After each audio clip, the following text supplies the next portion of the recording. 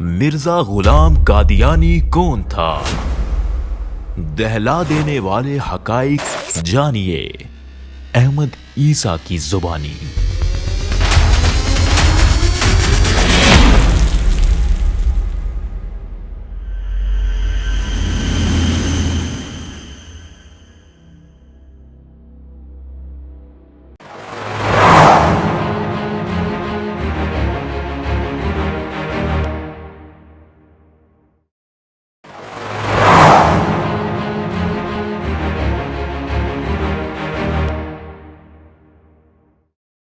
جیسا کہ آپ جانتے ہیں کہ ہم بات کر رہے ہیں مرزا غلام قادیانی پر،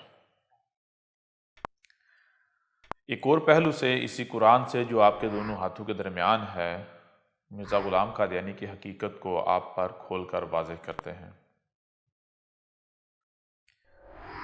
گزشتہ ایک ساتھ میں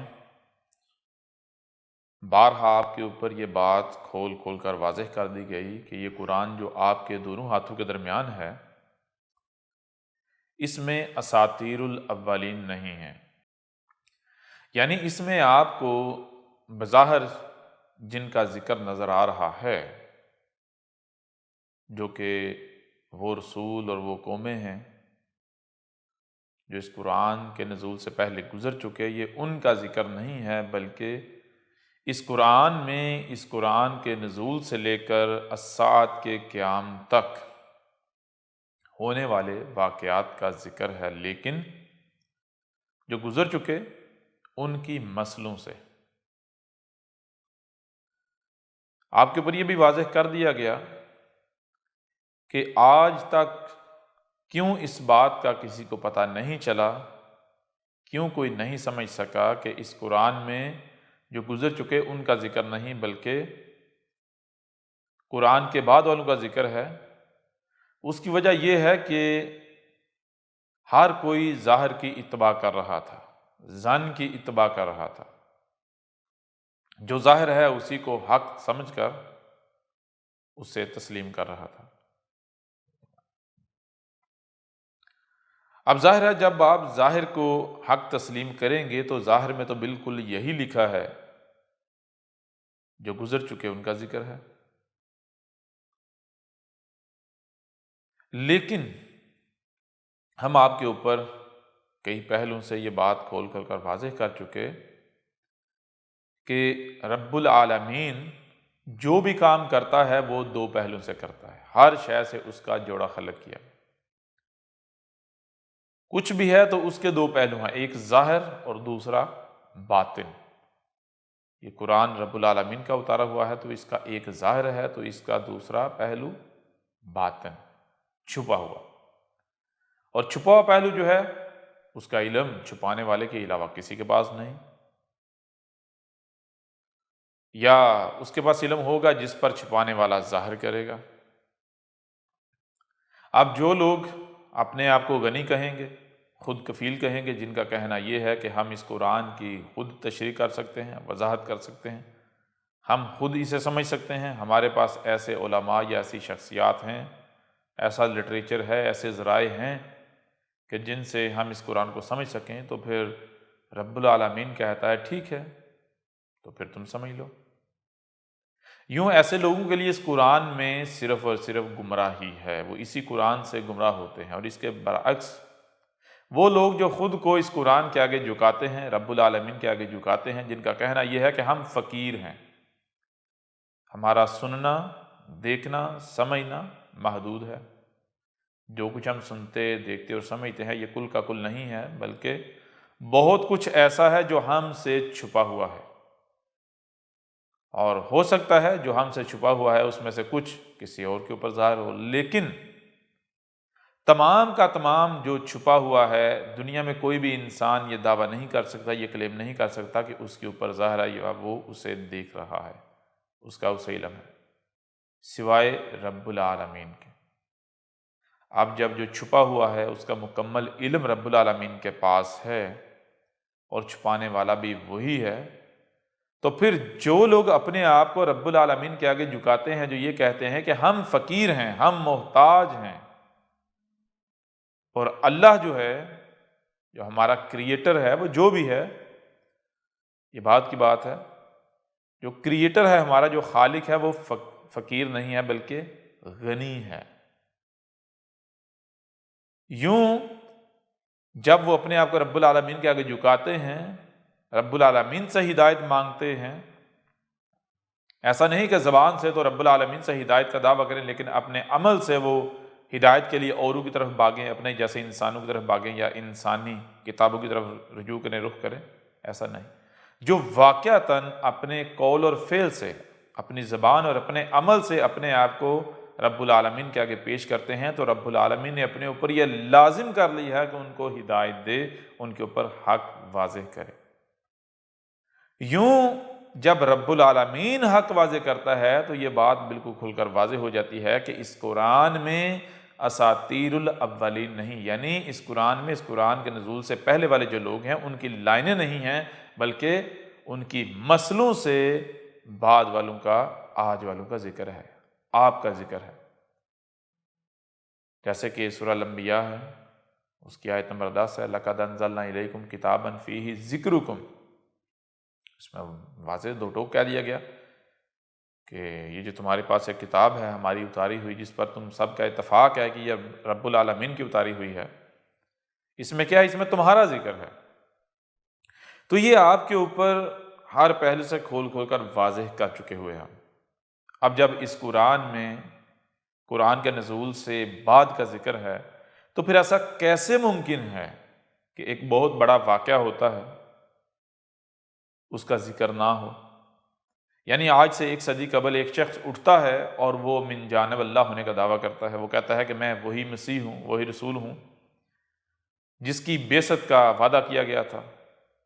آپ اتنا بڑا ایونٹ ہو، واقعہ ہو، اور اس کا اس قرآن میں ذکر نہ ہو، سوال ہی پیدا نہیں ہوتا۔ گزشتہ ایک ساتھ میں ہم مختلف پہلو سے آپ کے اوپر واضح کر چکے کہ اس کا اس قرآن میں ذکر ہے اور کس طرح ذکر ہے۔ قرآن اسے سچوں میں یا پھر جو کذاب ہیں ان میں کھڑا کرتا ہے۔ تو آج اسی قرآن سے ایک اور پہلو سے ہم آپ کے اوپر اس کی حقیقت کو کھولنے جا رہے ہیں۔ اب دیکھیں ذرا، یہ سورہ البقرہ ہے، اس کی آیت نمبر 78، 79 اور 80 ہے۔ پچھلی آیات میں ہم بعد میں بات کریں گے، لیکن پہلے ہم آیت سامنے رکھتے ہیں 80۔ وَقَالُوا لَن تَمَسَّنَّ النَّارُ إِلَّا أَيَّامًا مَّعْدُودَاتًا۔ یہ بات ہو رہی ہے ان لوگوں کی جو اس قرآن کے نزول کے بعد والے ہیں، اور وہ ہیں جو قرآن کی ماننے کے دعوے دار ہیں، قرآن کو ماننے کے دعوے دار ہیں، یعنی وہ جو خود کو مسلمان کہلواتے ہیں، ان کا ذکر ہو رہا ہے۔ اور اس بات کی تصدیق یہاں قرآن خود بھی کر رہا ہے، کیونکہ پہلی بات تو یہ ہے کہ ظاہر سی بات ہے جب قرآن میں یہ بات ہو رہی ہے تو کن کی ہو رہی ہے؟ جو قرآن کے مخاطبین ہیں۔ قرآن کے مخاطبین کون ہیں؟ خود کو مسلمان کہلوانے والے۔ تو یہاں خود کو مسلمان کہلوانے والوں کی بات ہو رہی ہے، لیکن اس کے باوجود اگر غور کیا جائے تو بالکل واضح ہو جائے گا، ہاں بالکل واقعتاً خود کو مسلمان کہلوانے والوں کی بات ہو رہی ہے۔ کہا جا رہا ہے اور کہہ رہے ہیں کہ ہرگز ہمیں جہنم نہیں چھوئے گی، ہم جہنم میں نہیں جائیں گے۔ اگر جہنم میں گئے بھی تو گنتی کے ایام بالآخر ہمیں جہنم سے نکال کر جنت میں بھیج دیا جائے گا۔ یعنی یہاں ذکر ہو رہا ہے ان لوگوں کا جن کا یہ کہنا ہے کہ اول تو یہ ہم جہنم میں جائیں گے ہی نہیں، جہنم ہمیں چھوئے گی ہی نہیں، اور اگر بالفرض جہنم میں چلے بھی گئے تو گنتی کے ایام جائیں گے، تھوڑی مدت کے لیے جائیں گے، بالآخر ہم اپنے گناہوں کی سزا بھگت کر جہنم سے نکل جائیں گے، ہمیں جہنم سے نکال لیا جائے گا۔ یعنی ان لوگوں کا ذکر ہو رہا ہے جن کا کہنا یہ ہے، جو یہ کہہ رہے ہیں کہ جہنم میں ہم نہیں جائیں گے، جہنم ہمارے لیے نہیں بنے، ہم جہنم میں نہیں جائیں گے، اور اگر بالفرض ہم جہنم میں چلے بھی گئے تو بالآخر ہمارا ٹھکانہ جنت ہے۔ اب میں آپ سے سوال کرتا ہوں کہ یہ کن لوگوں کا ذکر ہو رہا ہے؟ کیا عیسائیوں کا یہ کہنا ہے؟ ہندوؤں کا یہ کہنا ہے؟ یہودیوں کا یہ کہنا ہے؟ جو بدھ ہیں ان کا یہ کہنا ہے؟ جتنے بھی مذاہب ہیں ان میں سے کن کن کا یہ کہنا ہے؟ جب آپ حقیقت کو دیکھیں گے، گراؤنڈ ریالٹی کو دیکھیں گے، تو واحد مسلمان ہیں، خود کو مسلمان کہلوانے والے ہیں، قرآن کی ماننے کے دعوے داروں کا یہ کہنا ہے، مسلمانوں کا یہ کہنا ہے کہ پہلی بات تو یہ ہے کہ مسلمان جہنم میں جائے گا ہی نہیں۔ جہنم بنی ہے کافروں کے لیے، جہنم میں جائیں گے کافر۔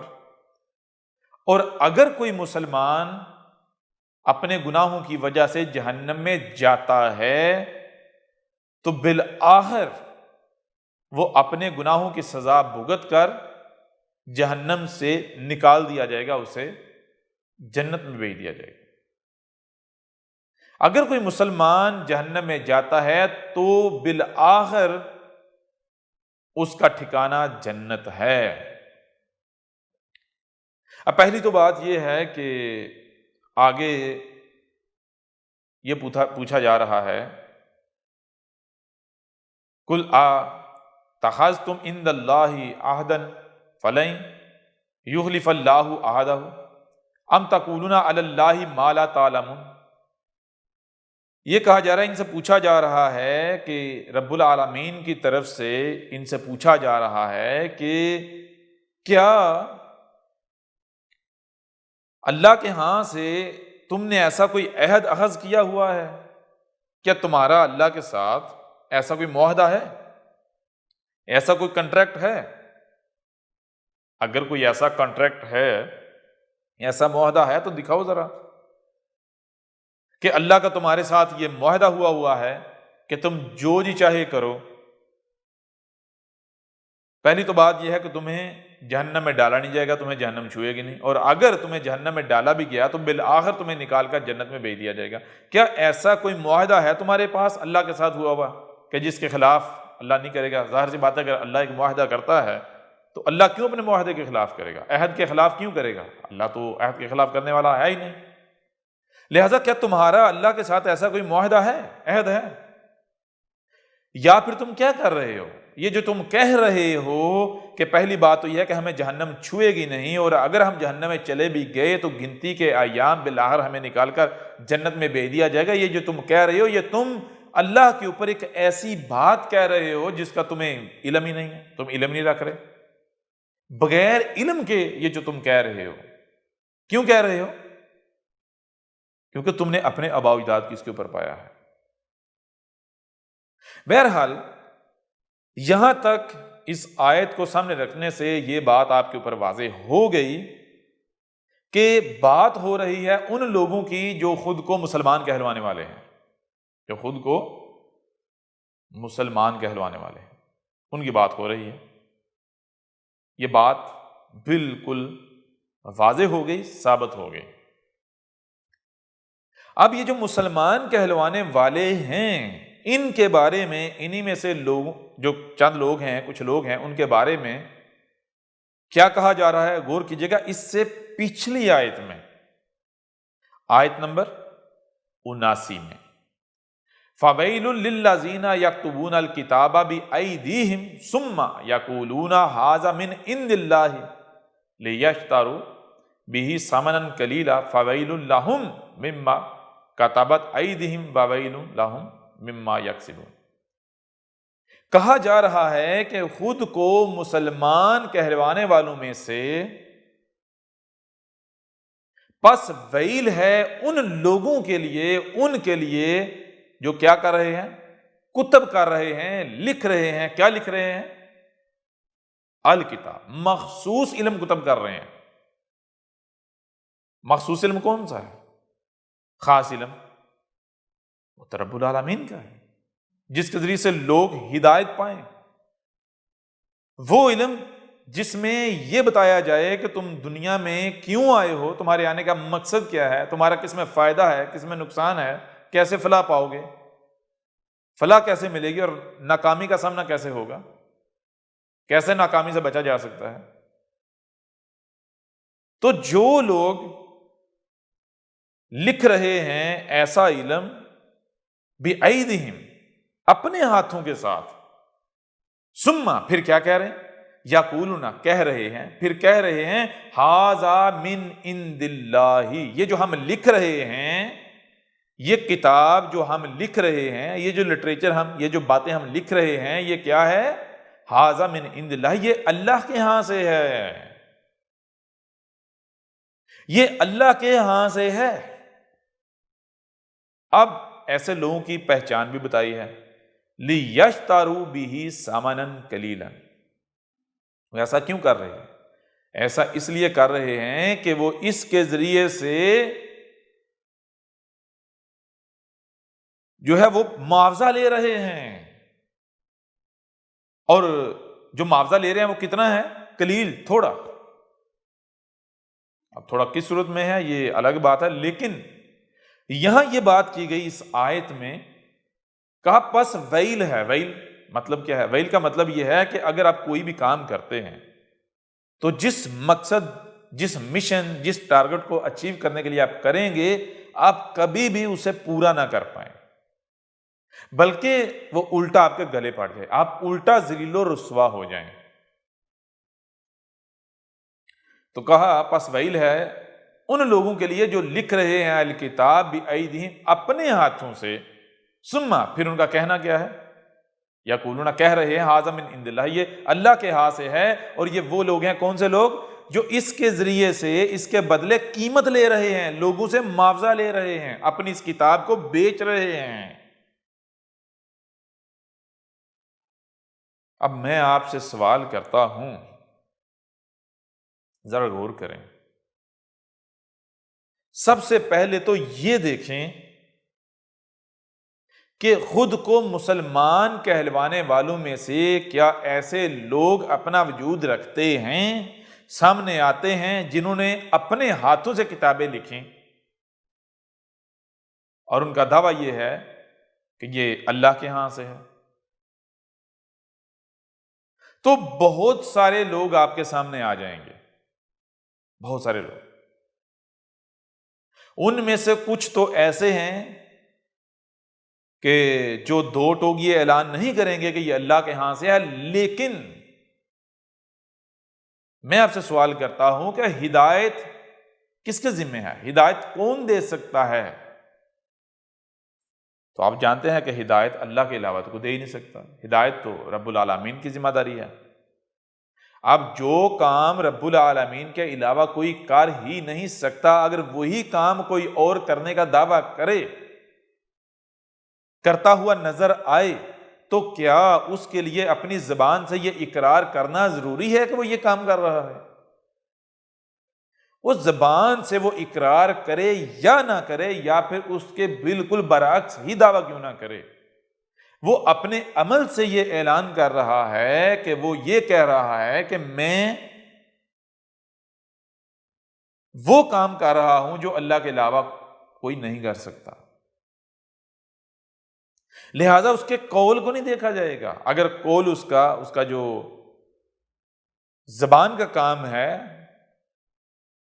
اگر اس کے عمل کے خلاف ہے تو اسے نہیں دیکھا جائے گا، اس کا عمل دیکھا جائے گا۔ تو آپ کے سامنے کون آئیں گے؟ ایسے لوگ جو الکتاب، مخصوص علم کتب کر رہے ہیں۔ مخصوص علم یعنی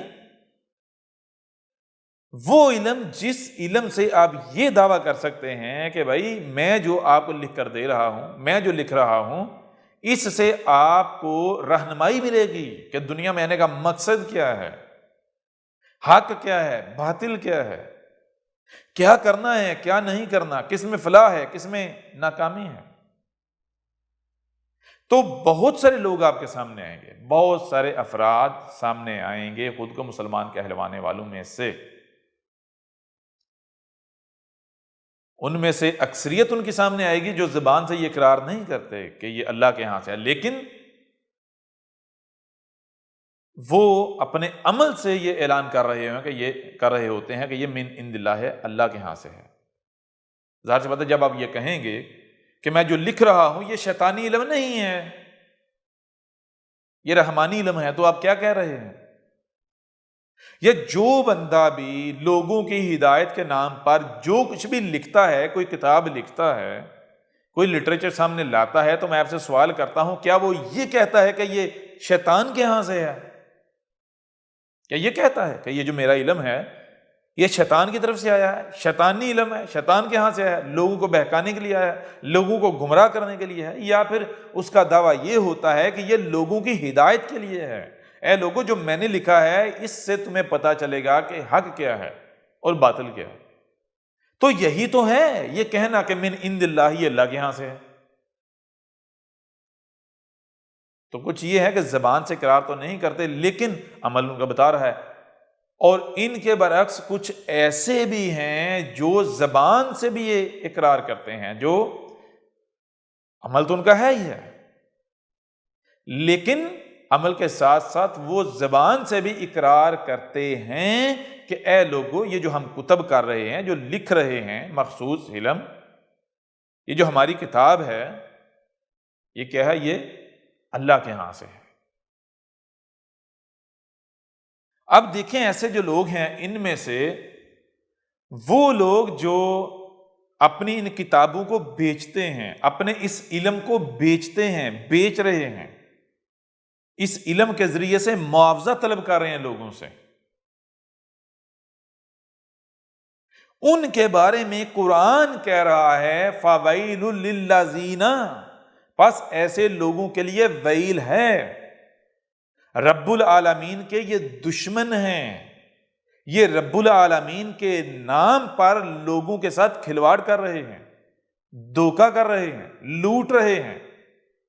ان کا نہ ہی ان کا مقصد یہ ہے کہ یہ لوگوں کی ہدایت چاہتے ہیں، اور نہ ہی یہ اللہ کے ہاں سے ہیں، ان کو رب العالمین نے کوئی ٹھیکیداری دی ہے، بلکہ ان کے اپنے مفادات ہیں، یہ اپنا پیٹ بھرنے کے لیے، اپنی عیاشیوں کے لیے ایسا کر رہے ہیں، یہ اپنے سکون کے لیے، اپنے مقصد و مشن کو پورا کرنے کے لیے ایسا کر رہے ہیں،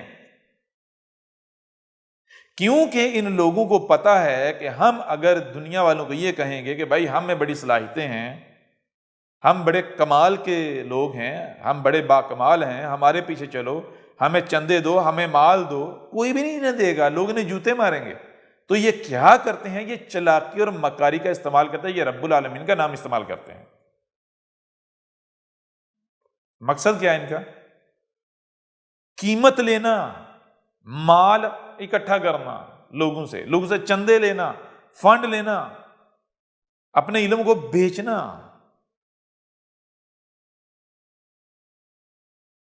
اب میں یہاں سوال کرتا ہوں ان لوگوں سے جو خود کو احمدی کہلواتے ہیں، مرزا غلام قادیانی کے فالورز، سب سے پہلا سوال میرا آپ لوگوں سے یہ ہے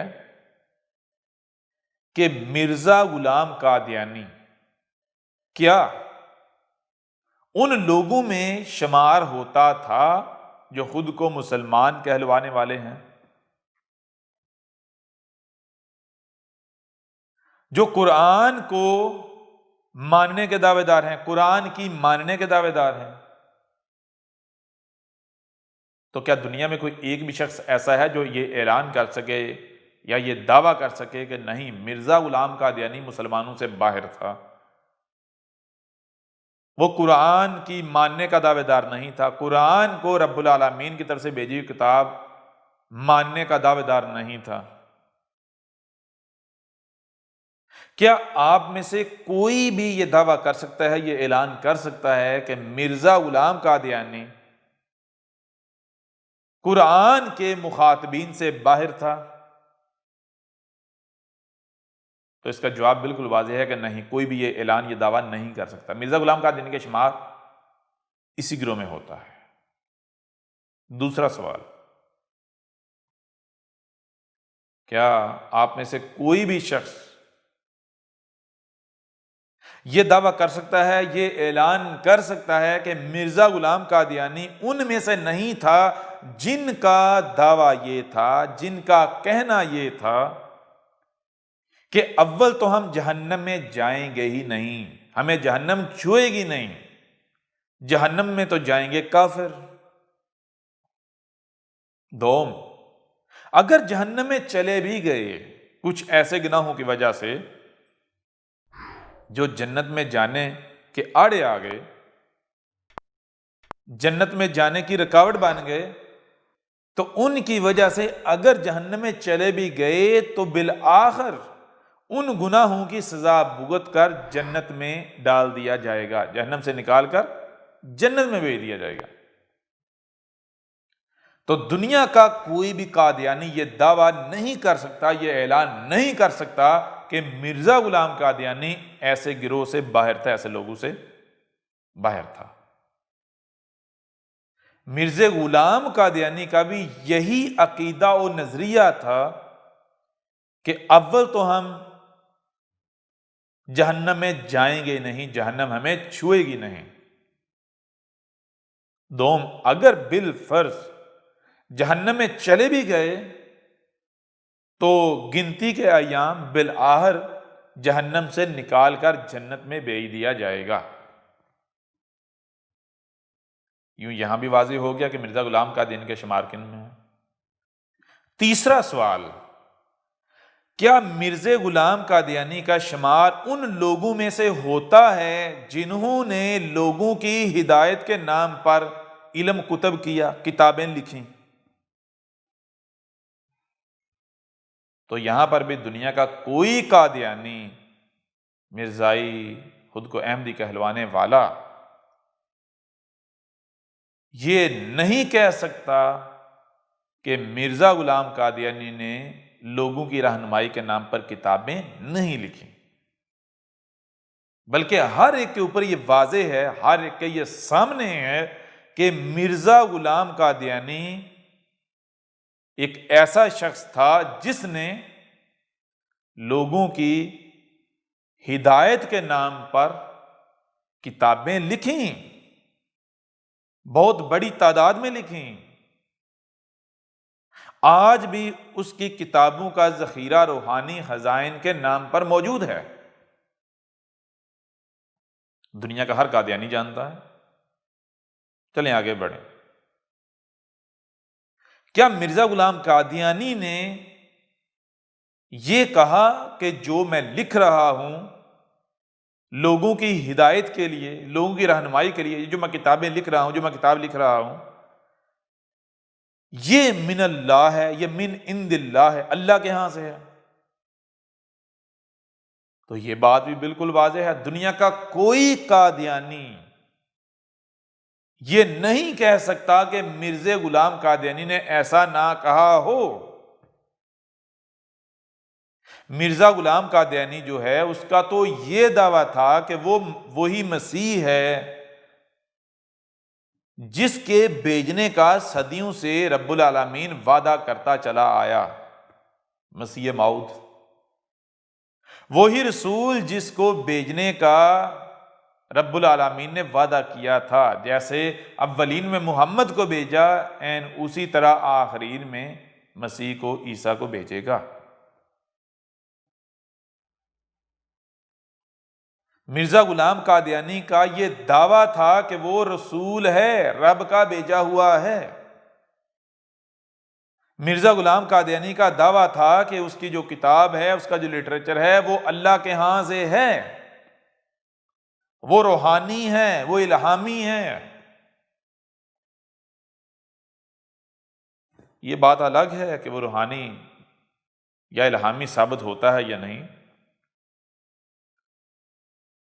لیکن یہاں سوال یہ پیدا ہوتا ہے کہ جب اس کا شمار ان لوگوں میں ہوتا ہے جن کا دعویٰ یہ ہے کہ اول تو ہم جہنم میں جائیں گے نہیں، دوم اگر گئے بھی تو گنتی کا ایام بالآخر جہنم سے نکال کر جنت میں بھیج دیا جائے گا، جب ایسے لوگوں میں اس کا شمار ہوتا ہے، پھر اس کا شمار ایسے لوگوں میں ہوتا ہے کہ جو قرآن کو ماننے والے ہیں، قرآن کی ماننے کے دعوے دار ہیں، پھر اس کا شمار ان میں ہوتا ہے جو لوگوں کی ہدایت کے نام پر کتابیں لکھ رہے ہیں، اور پھر دعویٰ یہ ہے کہ یہ اللہ کے ہاں سے ہے۔ تو پھر ہم نے دیکھنا یہ ہے کہ کیا اس نے اپنی کتابوں کو بیچا؟ اپنے علم جس کو وہ لکھ رہا تھا اسے بیچا، اس کے بدلے قیمت حاصل کی، معاوضہ لیا، چندے لیے، فنڈ لیے؟ اگر تو چندے لیے، فنڈ لیے، تو پھر اس کے بارے میں قرآن کیا فیصلہ سنا رہا ہے خود اپنی آنکھوں سے دیکھ لیں۔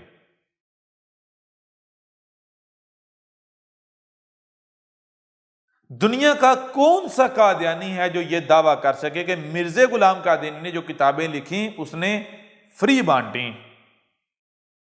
مرزا غلام قادیانی نے کوئی قیمت تجویز نہیں کی تھی، کوئی قیمت طے نہیں کی تھی، وہ معاوضہ نہیں لے رہا تھا، وہ چندے نہیں لے رہا تھا، وہ فنڈ نہیں لے رہا تھا، وہ لوگوں کے آگے ہاتھ نہیں پھیلا رہا تھا۔ کیا کوئی یہ دعویٰ کر سکتا ہے؟ اعلان کر سکتا ہے؟ یا ایسا دعویٰ یا اعلان کر کے اسے سچا ثابت کر سکتا ہے؟ نہیں کر سکتا۔ کیونکہ اٹھاؤ مرزا غلام قادیانی کی کتابیں روحانی خزائن، تو آپ کو شروع میں یہ ملے گا کہ وہ نہ صرف اپنی کتاب کی قیمت طے کر رہا ہے، بلکہ وہ کسی کو بھی اپنی کتاب فری دینے کو تیار نہیں۔ اس نے باقاعدہ یہ بزنس کیا، ٹھیک ہے نا؟ وہ قدم قدم پر اپنی کتاب کی قیمت مانگ رہا ہے، لوگوں سے معاوضہ لے رہا ہے، چندے لے رہا ہے اپنی کتاب کے نام پر، فنڈ لے رہا ہے، مال لے رہا ہے۔ تو فیصلہ آپ خود کر لو، ایک طرف قرآن ہے، دوسری طرف آپ کی اپنی خواہشات ہیں۔ اب اگر آپ قرآن کی ماننے والے ہو تو قرآن یہ کہہ رہا ہے کہ ایسا شخص، ایسا فرد اگر آپ کے سامنے موجود ہے تو جان لو وہ میرا بھیجا ہوا نہیں ہے، وہ ایک کذاب ہے، وہ مجرم ہے، وہ رب العالمین کا مجرم ہے۔ یوں قرآن کی ان آیات کی روشنی میں مرزا غلام قادیانی ایک کذاب، مکار، دجال، فراڈیا ثابت ہوتا ہے، ایک کاروباری شخص ثابت ہوتا ہے جس نے لوگوں کی رہنمائی کے نام پر، من جانب اللہ ہونے کے نام پر ایک کاروبار شروع کیا تھا، کاروبار سٹارٹ کیا تھا۔ اس کا مقصد تھا پیسہ، دنیاوی مال اکٹھا کرنا، ٹھیک ہے نا؟ دنیا کی کوئی طاقت مرزا غلام قادیانی کو اس آیت میں ان لوگوں سے باہر ثابت نہیں کر سکتی، مستثنا نہیں کر سکتی جن کے لیے قرآن نے کہا بس ویل ہے ان لوگوں کے لیے۔ قرآن یہاں دو ٹوک کہہ رہا ہے، پس ویل ہے مرزا غلام قادیانی کے لیے۔ کیونکہ اس نے جو کتابیں لکھیں، جو کتاب لکھی اس نے ہمارے ہاتھوں سے نہیں لکھی، اس نے اپنے ہاتھوں سے لکھی۔ اس کے ہاتھ ہمارے ہاتھ نہیں تھے، اس کے ہاتھ ایک انسان کے، اس کے اپنے ہاتھ تھے، لیکن اس کا دعویٰ یہ تھا کہ یہ اللہ کے ہاں سے ہے۔ اور وہ کیا کر رہا تھا؟ وہ اس کی قیمت لے رہا تھا، بدلہ لے رہا تھا، اجر لے رہا تھا، لوگوں کے آگے ہاتھ پھیلا رہا تھا، ٹھیک ہے نا؟ قرآن یہ فیصلہ سنا رہا ہے۔ تھوڑا اور آسان کر دیتے ہیں آپ کے اوپر۔ دیکھیں، میں آپ سے سوال کرتا ہوں کہ دنیا میں کتنے لوگ ہیں جو کتابیں لکھ کر یہ دعویٰ کرنے والے ہیں کہ یہ جو ہم نے کتاب لکھی ہے، یہ کتابیں لکھی ہیں، یہ اللہ کے ہاں سے ہے؟ کتنے افراد آپ کے سامنے آتے ہیں؟ کیا زیادہ آتے ہیں؟ کیا مرزا غلام قادیانی کو آپ اس سے باہر کر سکتے ہیں؟ نہیں کر سکتے۔ لہذا قرآن کی اس آیت کے اگر اتنے سے حصے کو سامنے رکھیں کہ وہ لوگ جو اپنے ہاتھوں سے کتاب لکھ کر یہ دعویٰ کر رہے ہیں، یہ کلیم کر رہے ہیں کہ یہ اللہ کے ہاں سے ہے، تو اس کیٹیگری میں مرزا غلام قادیانی بھی آ جاتا ہے۔ اب ہم آگے دیکھتے ہیں قرآن کی آیت کیا کہتی ہے۔ آگے قرآن کی آیت یہ کہتی ہے کہ وہ اور کیا کر رہے ہیں، وہ یہ کر رہے ہیں کہ اپنی اس کتاب کو، اپنی ان کتابوں کو جن کے بارے میں ان کا دعویٰ ہے کہ اللہ کے ہاں سے ہے، اس کے ذریعے سے قیمت لے رہے ہیں، اس کی قیمت لے رہے ہیں، اس کا معاوضہ لے رہے ہیں، اس کا بدلہ لے رہے ہیں، اس کا اجر لے رہے ہیں۔ اب مجھے یہ بتائیں کہ کیا مرزا غلام قادیانی کو آپ اس کیٹیگری سے بھی باہر کر سکتے ہیں؟ نہیں۔ ایک ہی صورت میں آپ اسے باہر کر سکتے ہیں کہ اگر اس نے اپنی کتابوں کی قیمت نہ لی ہو، اگر اس نے معاوضہ، چندہ، فنڈ نہ لیا ہو، باقاعدہ قیمت نہ لی ہو اپنی کتاب کی قیمت کے نام پر، اور اگر لی تو آپ اس آیت میں جن لوگوں کا ذکر کیا جا رہا ہے ان سے باہر نہیں کر سکتے، چاہ کر بھی نہیں کر سکتے۔ دنیا کی کوئی طاقت اسے ان لوگوں سے باہر نہیں کر سکتی، ٹھیک ہے؟ نہیں کر سکتی، کسی صورت نہیں کر سکتی۔ جب نہیں کر سکتی تو پھر مجھے یہ بتائیں، قرآن فیصلہ سنا رہا ہے فَوَيْلٌ لَّهُم مِّمَّا كَتَبَتْ أَيْدِيهِمْ وَوَيْلٌ لَّهُم مِّمَّا يَكْسِبُونَ، پس ویل ہے، پس کیا ہے؟ ویل ہے، یہ مجرم ہے رب العالمین کے، یہ کبھی فلاح نہیں پا سکتے، یہ انتہائی گھٹیا ذلیل ترین لوگ ہیں ایسے لوگ۔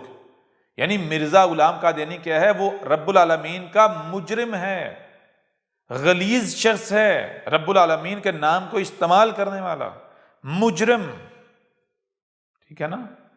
اس نے جو کیا اپنے ہاتھوں سے کیا، نہ کہ رب العالمین کے ہاتھوں سے کیا، اور جو اس نے کیا،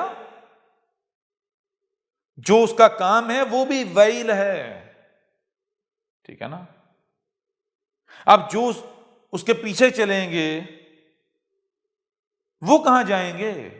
کیا وہ جنت میں جائیں گے؟ وہ باغات میں جائیں گے؟ وہ جو اس لٹریچر کو فالو کریں گے، جو ایسے بندے کو فالو کریں گے، وہ بھی جہنم میں جائیں گے، ان کے لیے بھی کامیابی ہے ہی نہیں، وہ بھی ذلیل و رسوا ہی ہوں گے، ذلت ان کا مقدر ہے، ہلاکت ان کا مقدر ہے، ٹھیک ہے؟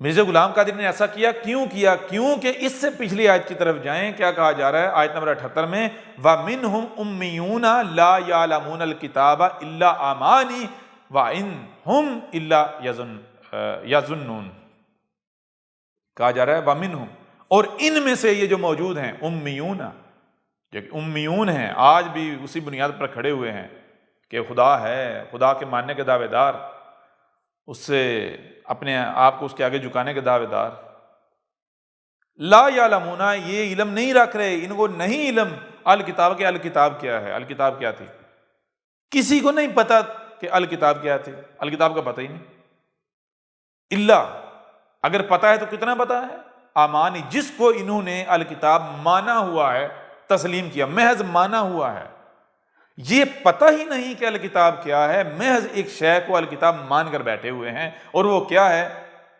اللہ یظنون، وہ ان کا ظن ہے، یعنی انہوں نے خود سے تحقیق نہیں کی، بلکہ جس شے کے بارے میں انہوں نے سنا ہے، پڑھا ہے، دیکھا ہے کہ یہ الکتاب ہے، یہ اسی کو الکتاب مان رہے ہیں، حالانکہ ان کو نہیں پتا الکتاب کیا ہے۔ تو اب میں آپ سے سوال کرتا ہوں، کیا مرزا غلام قادیانی کو پتا تھا الکتاب کیا ہے؟ نہیں پتا تھا، بالکل نہیں پتا تھا۔ کیوں؟ کیونکہ اہل کتاب ہے کیا؟ اب دور نہیں جائیں، اب قرآن اٹھا کر دیکھیں، سورہ البقرہ ہے، شروع میں دیکھ لیں، پہلی آیات الف لام میم ذالک الکتاب لا ریب فیہ ھدی للمتقین. الف لام میم ذالک الکتاب لا ریب فیہ ھدی للمتقین. کیا کہا جائے؟ الف لام میم وہ الکتاب ہے کہ ریب نہیں ہے، اس میں ہدایت ہے، 100% ہدایت ہے. ایسی ہدایت، ایسی رہنمائی گویا کہ اندھے کا ہاتھ پکڑ کر اس کے ساتھ ساتھ چلا جائے، ایسی رہنمائی ہے. لیکن کن کے لیے؟ المتقین کے لیے. اب جتنے بھی تراجم ہیں، تفاسیر ہیں، آپ اٹھا کر دیکھیں تو ہر ترجمے تفسیر میں کیا لکھا ہوا ہے؟ یہ قرآن وہ کتاب ہے جس میں ہدایت ہے، یہ قرآن وہ کتاب ہے جس میں ہدایت ہے. حالانکہ عربی میں کیا لکھا ہوا ہے؟ عربی میں لکھا الف لام میم ذالک الکتاب، وہ الکتاب. الکتاب کسے کہتا ہے؟ مخصوص کتب ہوا ہوا علم. الکتاب کتاب سے یا کتاب، کتب سے یا کتب کہتے ہیں علم کا کسی بھی ایسی صورت میں موجود ہونا کہ وہاں سے اس علم کو حاصل کیا جا سکے، سٹڈی کیا جا سکے، قرأ کیا جا سکے. قرأ یعنی سٹڈی کیا جا سکے، پڑھا جا سکے. علم کا بنیادی سورس، اول سورس تو وہ کیا ہے؟ آپ کے سامنے جو قرآن ہے، کیا یہ علم کا اول سورس ہے، بنیادی سورس ہے؟ مثال کے طور پر اس قرآن کے اندر لکھا ہوا ہے کہ درخت کیسے وجود میں آتے ہیں، بادل کیسے برستے ہیں، زمین کیسے وجود میں آئی، بچہ کیسے وجود میں آتا ہے. تو پہاڑوں کے بارے میں کہ پہاڑ کیسے وجود میں آئے، زمین کیسے وجود میں آئے، سمندر کیسے وجود میں آئے، بادل کیسے برستے ہیں، ایک بشر کیسے وجود میں آتا ہے، درخت کیسے وجود میں آتا ہے، کیا یہ قرآن جو آپ کے دونوں ہاتھوں کے درمیان ہے یہ اس علم کا اول سورس ہے، اس علم کی بنیاد ہے؟ یا پھر یہ علم اس قرآن میں بھی کہیں اور سے آیا ہے؟ تو جہاں سے یہ علم اس قرآن میں آیا ہے وہ الکتاب ہے. یعنی علم کا پیچھے سے پیچھے جو بنیادی سورس ہے جس سے پیچھے اب نہیں جا سکتے. تو درختوں کے بارے میں، پہاڑوں کے بارے میں، فضاؤں کے بارے میں، کسی بھی شے کے بارے میں علم کا جو بنیادی سورس ہے، جو اول سورس ہے، وہ کیا ہے؟ وہ ہے کائنات، آسمان و زمین. اس سے پیچھے آپ نہیں جا سکتے. ایک طرف آپ کائنات کو رکھیں، آسمان و زمین کو رکھیں، اور دوسری طرف علم کے جتنے بھی سورس ہیں ان کو رکھیں، تو آپ ان کو علم کا بنیادی اول سورس ثابت نہیں کر سکتے، ان کو الکتاب ثابت نہیں کر سکتے. ٹھیک ہے نا؟ اب یہاں قرآن میں کیا؟ الف لام میم ذالک الکتاب. یہ قرآن کیا ہے؟ رب العالمین کا کلام ہے. رب العالمین یہ کہہ رہا ہے الف لام میم یہ نہیں، وہ الکتاب ہے. غور کرنے والی بات ہے. رب العالمین کب اور کیسے کہہ رہا ہے؟ اس قرآن میں کیا ہے؟ اس قرآن کے نزول سے لے کر الساعۃ کے قیام تک جو بھی واقعات ہونے ہیں ان کا ذکر ہے. تو سورہ البقرہ کے شروع میں جو بات ہو رہی ہے وہ بات یہ ہو رہی ہے اس قرآن کے نزول کے بعد ایک وقت آئے گا جب رب العالمین انسانوں سے خطاب کرتے ہوئے یہ کہے گا کہ الف لام میم وہ الکتاب ہے. اور کیسے کہے گا؟ رب العالمین سامنے آئے گا انسانوں کے، کیسے؟ بشری صورت میں، رسول کی صورت میں. یعنی آخرین میں جو رسول بیس کیا جائے گا، رب خود 2 ٹانگوں والے کی صورت میں آئے گا. تو رب العالمین 2 ٹانگوں والے کی صورت میں جب آئے گا سامنے، تو اس کے سامنے ایک نہیں 2 کتابیں موجود ہوں گی. 2 الکتاب، 2 کتابیں. اس کے آنے سے پہلے انسانوں کا یہ کہنا ہوگا، انسانوں کا یہ دعویٰ ہوگا کہ یہ کتاب وہ کتاب ہے جس میں ہدایت ہے، یہ ہے وہ کتاب جس کو وہ پڑھ رہے ہوں گے، جو ان کے سامنے ہوگی، جو دوسری کتاب کی نسبت قریب ہوگی۔ لیکن جب رب العالمین آئے گا، یعنی رسول آئے گا، تو رسول آ کر یہ کہے گا کہ الف لام میم یہ نہیں، الف لام میم وہ الکتاب ہے۔ میں آپ سے سوال کرتا ہوں کہ کیا قرآن کے نزول سے لے کر آج تک یا اس سے پہلے کیا ایسا کوئی واقعہ ہوا؟ آپ غور کریں، آپ کو کیا نظر آئے گا؟ احمد عیسیٰ کے آنے سے پہلے تک ہر شخص اس قرآن کو سامنے رکھ کر اس قرآن کے بارے یہ دعویٰ کرتا رہا کہ اس میں ہدایت ہے، اس میں ہدایت ہے، اس میں ہدایت ہے، اس میں ہدایت ہے۔ لیکن آج واحد احمد عیسیٰ ہے کہ احمد عیسیٰ نے آ کر یہ کہا ہے کہ اے لوگو، میں تمہارا رب تم سے کلام کر رہا ہوں، یہ جو تمہارے سامنے تمہیں دو ٹانگوں والا نظر آ رہا ہے، یہ تمہارے رب کی زبان ہے، یہ تمہارے رب کا لایا ہوا ہے، یہ تمہارے رب کا وجود ہے۔ تمہارا رب کیا ہے؟ یہ کائنات۔ اور تم کسے ہدایت کا ذریعہ کہہ رہے ہو؟ کسے الکتاب کہہ رہے ہو؟ تم اسے الکتاب کہہ رہے ہو جس کو تمہارے آباء و اجداد نے الکتاب کہا، جس کے بارے میں تم سنتے چلے آئے کہ یہ الکتاب ہے۔ الکتاب کیا ہے؟ کس کے بارے میں؟ اس قرآن کے بارے میں۔ تو ذرا غور کرو، یہ بتاؤ کہ کیا تم میں سے جو بھی اس قرآن کے بارے میں یہ دعویٰ کرتا ہے کہ یہ قرآن الکتاب ہے، اس میں ہدایت ہے، یہ ہدایت کا ذریعہ ہے، تو کیا وہ تحقیق کی بنیاد پر کہتا ہے یا پھر وہ محض سنی سنی بات کر رہا ہے؟ تو احمد عیسیٰ کے آنے سے پہلے جو امیون ہیں، خود کو مسلمان کہلوانے والے ہیں، خود کو رب العالمین کے آگے جھکانے کے دعوے دار ہیں، ان کا یہ کہنا تھا کہ یہ قرآن الکتاب ہے، اس قرآن میں ہدایت ہے۔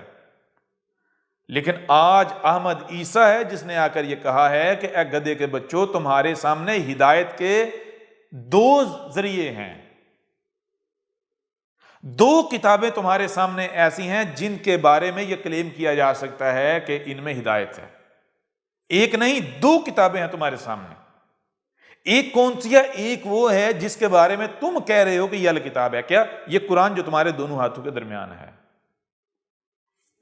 اور دوسری کتاب وہ یہ کائنات ہے، آسمان و زمین۔ تو الف لام میم یہ قرآن نہیں ہے، الف لام میم وہ الکتاب ہے، یعنی یہ کائنات۔ عربی زبان جو عربوں کی زبان ہے، اس کا یہ اسلوب ہے، یہ اصول ہے کہ اگر آپ کے سامنے دو اشیاء پڑی ہوئی ہیں، ایک بے شک آپ کے سامنے پڑی ہوئی ہیں، آپ کی رینج میں، ہاتھوں کی رینج میں پڑی ہوئی ہیں، ایک جو ہے وہ دوسری کی نسبت قریب ہے، تو جو قریب ہے اس کے لیے حاذا استعمال ہوگا، اور جو تھوڑی دور ہے اس کے لیے ذالی کا استعمال ہوگا۔ پھر ایک اور لفظ وہ ہے تل کا استعمال ہوتا ہے کہ ایک شے سامنے ہے یا دور پڑی ہوئی ہے، لیکن اس کا نام یا وہ آپ کے سامنے لکھی ہوئی ہے، تو آپ کہتے ہیں یہ وہ شے ہے، اس کو کہتے ہیں تل کا، یہ وہ ہے۔ جیسے آپ کے سامنے لکھا ہو پہاڑ، تو آپ کہیں گے کہ یہ وہ پہاڑ ہے، اس کو عربوں کی زبان میں کہتے ہیں تل کا۔ تو اب ذرا غور کریں، احمد عیسیٰ نے آ کر کہا کہ تم کسے الکتاب کہہ رہے ہو، کسے ہدایت کا ذریعہ کہہ رہے ہو؟ اس قرآن کو۔ تو دیکھو، کیا تمہارے سامنے صرف قرآن ہے جس کے بارے میں یہ دعویٰ کیا جا سکتا ہے کہ اس میں ہدایت ہے، رہنمائی ہے؟ نہیں، کائنات بھی ہے، دو ذریعے ہو گئے، دو کتابیں ہو گئیں۔ ہدایت کس میں ہے؟ کس طرح؟ ایسے جیسے کہ اندھے کا ہاتھ پکڑ کر کے اس کے ساتھ چلا جاتا ہے، اس کی رہنمائی کی جاتی ہے۔ کیا قرآن کے بارے میں یہ دعویٰ کر سکتے ہو؟ تو دنیا کی کوئی طاقت قرآن کے بارے میں یہ دعویٰ نہیں کر سکتی۔ کیونکہ جن کا یہ دعویٰ ہے کہ اس قرآن میں ہدایت ہے، اس قرآن میں ہدایت ہے، اس قرآن میں ہدایت ہے، وہ دنیا کی سب سے بڑی گمراہ ترین قوم ہے۔ وہ اس دعوے کے باوجود گمراہ ہیں، فرقہ در فرقہ تقسیم ہیں، ہر کوئی قرآن سے اپنے معنی و مطالب لے کر بیٹھا ہوا ہے، ایک دوسرے کو غلط کہہ رہا ہے، کافر کہہ رہا ہے، باطل کہہ رہا ہے۔ اسے ہدایت کہتے ہیں۔ چلو یہ چھوڑو، یہ قرآن خود کہتا ہے کہ میرے قریب بھی نہ ہو، تمہارے لیے ہدایت میرے پاس نہیں ہے۔ سورہ القیامہ ہے، اس میں کیا کہا گیا؟ لا تحرک بلسانک لتعجل بہ، کہا جا رہا ہے کہ تمہیں اپنی زبان تک، اے قرآن، اے ہدایت کے دعوے دار، قرآن سے ہدایت کے دعوے دار، تو یہ بتا کہ تو نے قرآن سیکھنا ہے، قرآن سمجھنا ہے، یا تجھے ہدایت چاہیے؟ تو نے قرآن پڑھنا ہے یا تجھے ہدایت چاہیے؟ اگر تو تجھے ہدایت چاہیے تو اس قرآن کو کیوں پڑھ رہا ہے؟ ہدایت کے نام پر نا، ہدایت چاہیے نا۔ تو اگر تجھے ہدایت چاہیے تو تجھے اپنی زبان تک کو بھی اس قرآن کو لے کر حرکت دینے کی ضرورت نہیں ہے۔ کیوں؟ کیونکہ ہدایت اس قرآن میں نہیں ہے، ہدایت الکتاب میں ہے۔ کس میں؟ کائنات میں، آسمان و زمین میں۔ لیکن کن کے لیے؟ جو المتقین ہے، ٹھیک ہے نا؟ المتقین کون ہے؟ یہ ہماری جب باقی ویڈیوز دیکھو گے، الکتاب پڑھو گے، اس میں ہر لحاظ سے ہر پہلے سے کھول کر واضح کر دیا گیا۔ لہذا اب میں آپ سے سوال کرتا ہوں کہ کیا مرزا غلام قادیانی کو پتا تھا کہ الکتاب کیا ہے؟ وہ مرزا غلام قادیانی کو تو یہی نہیں علم تھا کہ الکتاب کیا ہے۔ الکتاب یعنی وہ علم جس سے ہدایت حاصل ہو سکتی ہے، جس سے رہنمائی ملتی ہے، اس کو تو یہی نہیں علم تھا۔ اگر مرزا غلام قادیانی کو یہ علم ہوتا کہ الکتاب کیا ہے تو وہ کبھی بھی روحانی خزائن کے نام پر خرافات نہ گڑھتا، ٹھیک ہے نا؟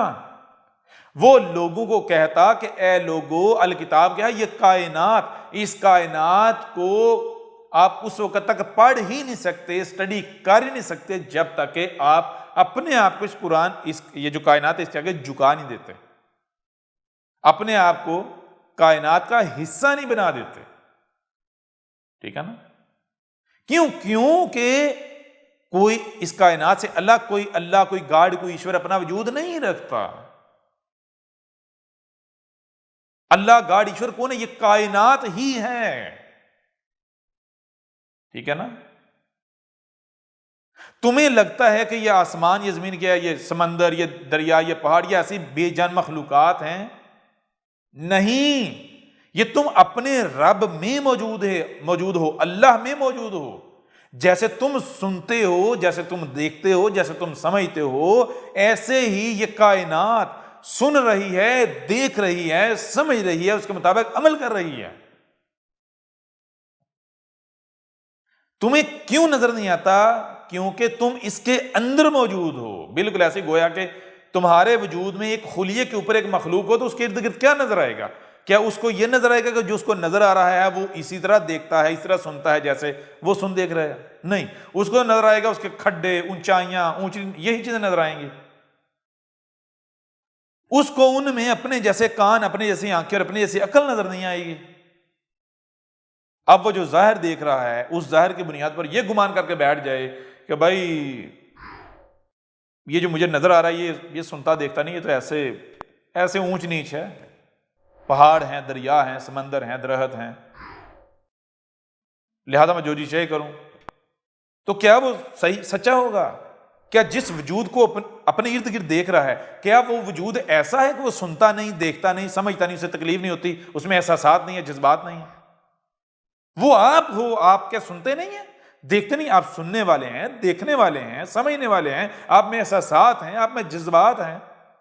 تو کیا وہ جو آپ کے وجود میں ایک خلیے کے اوپر جو مخلوق ہے، اپنے ارد گرد جو اس کو ظاہر نظر آ رہا ہے، اس کو دیکھ کر جو دعویٰ کرے گی وہ سچی ہوگی؟ نہیں۔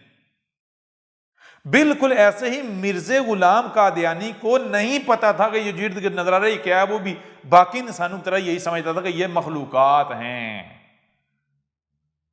ٹھیک ہے نا، یہ مخلوقات ہیں۔ اس کا بھی یہ کہنا تھا کہ اللہ گاڈ ایشور کوئی الگ ہے، یہ بات الگ ہے، اسے علم تھا یا نہیں تھا کہ اللہ گاڈ ایشور کو بار الگ وجود رکھتا ہے یا نہیں رکھتا، لیکن اس کا دعویٰ یہ تھا لوگوں کی نظروں میں، لوگوں کے سامنے۔ کیوں؟ اسی کے نام پر وہ لوٹ رہا تھا۔ اب جب مرزا غلام قادیانی کو یہ پتہ ہی نہیں تھا الکتاب کیا ہے، تو ظاہر سی بات ہے اس نے الکتاب کسے کہنا تھا؟ اس نے لوگوں کو ہدایت کے نام پر کس طرف لے کر جانا تھا؟ اسی طرف جس کو وہ کتاب سمجھتا ہے۔ اس کے نزدیک الکتاب کیا تھی؟ قرآن۔ تو اس نے کیا کرنا تھا؟ اس نے بھی اسی طرح کا کچھ گڑنا تھا۔ اس نے کیا گڑا؟ روحانی خزائن کے نام پر جو اس کی کتابوں کا مجموعہ ہے۔ اب پہلی بات تو یہ ہے کہ مرزا غلام قادیانی کو بھی نہیں علم تھا کہ الکتاب کیا ہے۔ نمبر دو، مرزا غلام قادیانی جس کو الکتاب کہہ رہا تھا، کس کو کہہ رہا تھا؟ جس کو باقی سب کہہ رہے تھے، اس قرآن کو جو آپ کے دونوں ہاتھ کے درمیان ہے۔ تیسری بات، مرزا غلام قادیانی ان میں شمار ہوتا ہے جس نے اپنے ہاتھوں سے الکتاب یعنی مخصوص علم کے نام پر کتابیں لکھیں اور پھر یہ دعویٰ کیا کہ یہ اللہ کے ہاں سے ہے۔ پھر وہ ان میں شامل تھا جو اپنی اس کتاب کے بدلے، اپنے لٹریچر کے بدلے قیمت لے رہے تھے، لوگوں سے مال لے رہے تھے، چندے لے رہے تھے، جو اپنی کتاب کو بیچ رہا تھا، ٹھیک ہے نا، جو بھی اپنی کتاب کو بیچ رہا ان میں شمار ہوتا ہے۔ اب مجھے بتائیں ذرا، جب مرزا غلام قادیانی کو یہی نہیں علم تھا کہ الکتاب کیا ہے، جب وہ اپنے ہاتھوں سے کتابیں لکھ کر یہ دعویٰ کر رہا تھا کہ یہ اللہ کے ہاں سے ہے اور اس کی قیمت لے رہا تھا،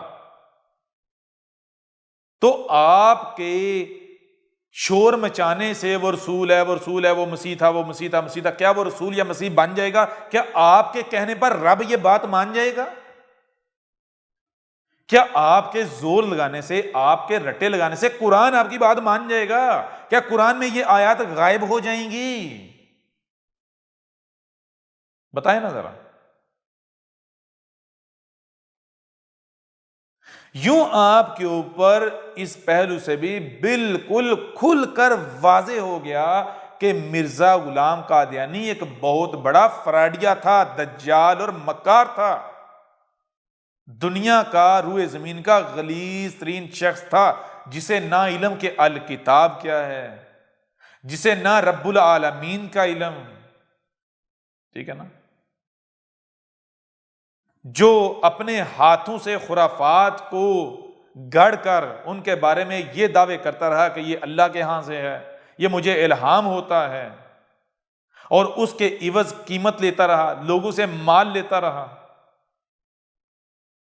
وہ حق پر ہوگا؟ بالکل نہیں۔ قرآن نے اپنا فیصلہ سنا دیا، پس ویل ہے مرزا غلام قادیانی کے لیے، اور حق آ جانے کے باوجود بھی جو مرزا غلام قادیانی کو مسیح مان کر بیٹھے رہتے ہیں، پس ان تمام لوگوں کے لیے ویل ہے۔ اب یہاں ایک اور سوال پیدا ہوتا ہے، سوال یہ پیدا ہوتا ہے کہ آخر رب العالمین یہ کیوں کہہ رہا ہے پس ویل ہے ان لوگوں کے لیے؟ ناکامی ہے، نامرادی ہے، ذلت و رسوائی ہے، رب کے غضب کا شکار ہونا ان لوگوں کے بارے میں قدر میں کر دیا گیا ہے۔ کن لوگوں کے بارے میں؟ کہ جن کو علم ہی نہیں کہ الکتاب کیا ہے، اسی کو الکتاب کہہ رہے ہیں، جو ان کا ظن ہے، جس کے بارے میں انہوں نے سنا اپنے آباء و اجداد سے، جس کو ان کے آباء و اجداد الکتاب کہہ رہے ہیں، اسی کو وہ الکتاب کہہ رہے ہیں، اور پھر وہ لوگوں کی رہنمائی کے نام پر اپنے ہاتھوں سے کتابیں گڑھ کے لکھ کے اس کے بارے میں یہ دعویٰ کرنے والے ہیں کہ یہ اللہ کے ہاں سے ہے، اور مقصد ان کا کیا ہے؟ مال لینا، چندے لینا، اپنی کتابوں کو بیچنا، قیمت لینا۔ یہ بات کیوں کہی جا رہی ہے؟ یہ بات اس لیے کہی جا رہی ہے، غور کیجئے گا، اگر ایسے لوگ آئیں اور آ کر چلے جائیں، کوئی بھی ان کو فالو نہ کرے، یعنی کوئی بھی ان کے دھوکے کا شکار نہ ہو، کوئی بھی ان کو فالو نہ کرے، تو یہ بات کی نہیں جائے گی یہ بات کی ہی اس لیے جا رہی ہے کیونکہ ایسے لوگ آئے، انہوں نے آ کر یہ فراڈ کیا تو کچھ لوگ ان کے فراڈ کا شکار ہو گئے۔ اب ان لوگوں کے لیے یہ بات کی جا رہی ہے کہ اے لوگو تم دھوکے کا شکار ہو، ان کے اوپر یہ حقیقت کھول کھول کر واضح کی جا رہی ہے، ٹھیک ہے نا، ان کے اوپر یہ حقیقت واضح کی جا رہی ہے تاکہ کل کو بعد میں تم یہ بہانہ نہ بنا سکو کہ ہمیں تو پتہ ہی نہیں تھا، ہم تو اس لیے مان رہے تھے کیونکہ اے اللہ، اے ہمارا رب، تو نے خود ہی تو وعدہ کیا تھا میں مسیح کو بھیجوں گا۔ تو ایک شخص آیا، اس نے آ کر یہ دعویٰ کیا، یہ اعلان کیا، تو ہم ان میں شمار نہیں ہونا چاہتے تھے جو کفر و کذب کر کے ذلت و رسوائی کا نشانہ بنے، ذلت و رسوائی کو اپنا مقدر بنا لیں، نہیں، ہم نے تو اس وجہ سے مانا تھا کیونکہ اس نے یہ آ کر کہا تھا کہ بھئی یہ میں جو آیا ہوں یہ اللہ کے ہاں سے آیا ہوں، میں وہی ہوں جس کا تم سے وعدہ کیا تھا، ہم تو اس لیے مانا تھا۔ اور اس کا جو لٹریچر ہے اس کو ہم نے اس لیے سینے سے لگایا، گلے سے لگایا، احترام کی نگاہ سے دیکھا کیونکہ اس نے آ کر یہ کہا کہ یہ اللہ کے ہاں سے ہے، اب جو شاید تیری ہاں سے ہو، تیری طرف سے ہو، ہم اس کی توہین کریں، تحقیق کریں، اسے گلے سے لگائیں، سینے سے لگائیں؟ تو آج بتایا جا رہا ہے کہ اگر تم یہ سمجھ کر اس کو مسیح مانے ہوئے ہو کہ اللہ نے وعدہ کیا تھا تو یہ وہی ہے، تو جان لو یہ وہ نہیں ہے، کھول کھول کر واضح کر دیا گیا۔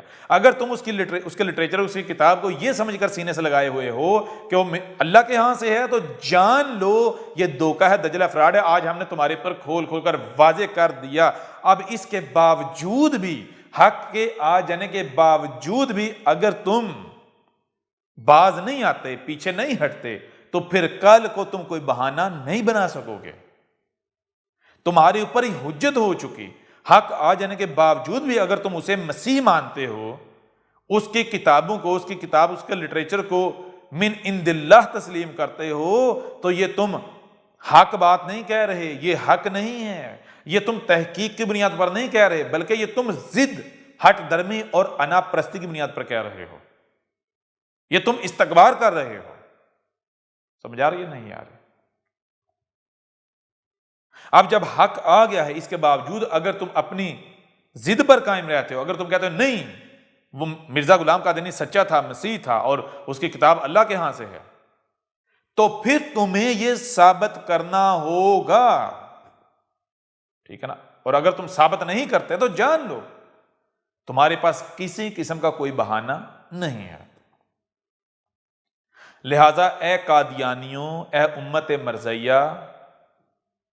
اے دنیا کے غلیظ ترین گٹر کے غلیظ ترین کیڑوں، جان لو حق آ گیا۔ ایک طرف قرآن ہے اور دوسری طرف مرزا غلام قادیان، ایک طرف حق ہے اور دوسری طرف باطل ہے، ایک طرف رب اور اس کا بھیجا ہوا ہے اور دوسری طرف رب نہیں، شیطان ہے اور شیطان کا نمائندہ ہے مرزا غلام قادیانی، اور آگے اس شیطان کی آل۔ اب یہ فیصلہ تمہارے اختیار میں ہے کہ تم نے اپنے آپ کو حق کے آگے جھکانا ہے یا پھر باطل کے آگے۔ آج کے بعد تم حق کے نام پر باطل کے آگے اپنے آپ کو نہیں جھکا سکتے۔ کیوں؟ پہلے تمہارے پاس بہانہ تھا کہ ہمارے اوپر حق واضح نہیں تھا، ہم اسے حق سمجھ رہے تھے، لیکن جان لو آج حق آ گیا، تمہارے اوپر حق کھول کھول کر واضح کر دیا گیا۔ اس کے باوجود بھی اگر تم ادھر ہی جاتے ہو، اس گٹر میں ہی رہتے ہو، تو پھر جان لو حق کو حق حاصل ہے کہ حق کو تسلیم کیا جائے۔ کیوں؟ کیونکہ حق لا شریک ہے، ٹھیک ہے نا؟ اب تمہاری بچت ایک ہی صورت میں ہے کہ اگر جو آ گیا ہے یہ حق نہ ہو، لیکن اگر یہ حق ہے، جو کہ حق ہے، حق آ گیا ہے، تو پھر کوئی بچت نہیں ہے، پھر تمہیں ذلت و رسوائی سے، بعد والوں کے لیے نشان عبرت بننے سے دنیا کی کوئی طاقت نہیں روک سکتی۔ کیوں؟ کیونکہ آج یہ تمہارا رب تم سے کلام کر رہا ہے، تم اپنی تحقیق کر لو، بالآخر تم اسی نتیجے پر پہنچو گے کہ ہاں یہ جو آج ہمارے سامنے موجود ہے یہ اس کا بھیجا ہوا ہے جو ہمارا کریٹر ہے، جو ہمارا خالق ہے، اور وہ کون ہے؟ وہ یہی کائنات جسے تم کائنات کہتے ہو۔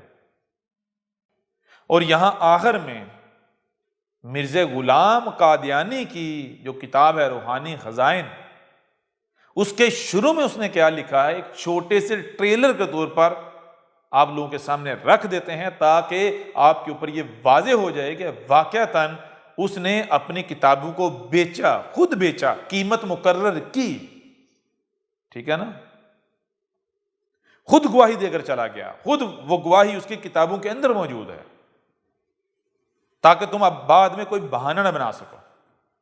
اٹھاؤ روحانی خزائن کھولو، اس کی پہلی ہی جلد کو کھولو، اور اس کے شروع میں کیا لکھا ہوا ہے؟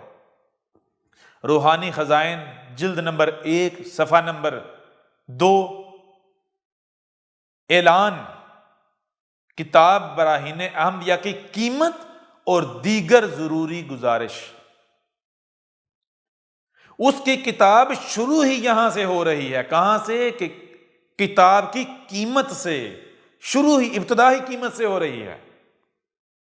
کتاب براہین احمدیہ کی قیمت اور ضروری گزارش۔ اور آگے کیا لگتا ہے؟ بعالی خدمت تمام معزز اور بزرگ خریداران کتاب براہین احمدیہ کے گزارش کی جاتی ہے۔ وہ کہتا ہے کہ جو بھی اس کتاب کو، جو میری کتاب ہے براہین احمدیہ، اس کا خریدار ہے، وہ اس کی نظر میں عالی ہے، بلند رتبہ ہے، معزز عزت والا ہے، بزرگ ہے، بڑی شخصیت ہے، قابل احترام شخصیت ہے۔ کون؟ جو بھی اس کی کتاب کا خریدار ہے، ٹھیک ہے۔ اب میں آپ سے سوال کرتا ہوں، کیا ایسا شخص رب کا بھیجا ہوا ہو سکتا ہے؟ ایسے شخص کا علم رب کا علم ہو سکتا ہے کہ جو شروع میں ہی قرآن کے خلاف اپنی کتاب کی قیمت طے کر رہا ہے؟ حالانکہ قرآن کیا کہہ رہا ہے کہ جو شخص اللہ یہ آ کر کہے کہ میں اللہ کے ہاں سے ہوں، جو میرا علم ہے یہ اللہ کے ہاں سے ہے، اور وہ اس کی قیمت لے، وہ میرا ہے ہی نہیں، وہ میرا بھیجا ہوا ہے ہی نہیں جو قیمت لے۔ قرآن کہہ رہا ہے۔ تو جو قرآن کے اس دعوے کے بالکل برعکس قیمت لیتا ہے، اپنی کتاب کی قیمت طے کرتا ہے، وہ رب کا بھیجا ہوا ہو سکتا ہے؟ وہ تو قرآن کے اس دعوے کی روشنی میں کذاب، دجال، مکار، فراڈیہ ثابت ہو جاتا ہے، ٹھیک ہے نا۔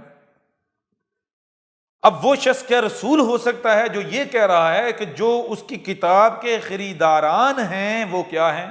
وہ کہتا ہے بعالی خدمت تمام معزز اور بزرگ خریداران کتاب، کہ اس کی کتاب کے جتنے بھی خریدار ہیں وہ تمام کے تمام معزز اور بزرگ ہیں، عزت والے ہیں، سب سے اوپر ہیں، سروں کا تاج ہیں۔ آگے کہتا ہے کہ خریداران کتاب براہین احمدیہ کے گزارش کی جاتی ہے کہ کتاب ہاذا، یہ جو کتاب ہے بڑی مبسوط کتاب ہے۔ مبسوط یعنی ایسی کتاب جس کے اندر آپ انسانی آثار تلاش نہیں کر سکتے، یعنی غلطیوں سے پاک، رب کی بھیجی ہوئی، رب کی اتاری ہوئی، وہ جو رب کے ہاں سے ہے، جس میں آپ خزانے آپ کو ملیں گے، جس کو خرید کر آپ پچھتائیں گے نہیں، آپ کو ہدایت ملے گی، حق ملے گا۔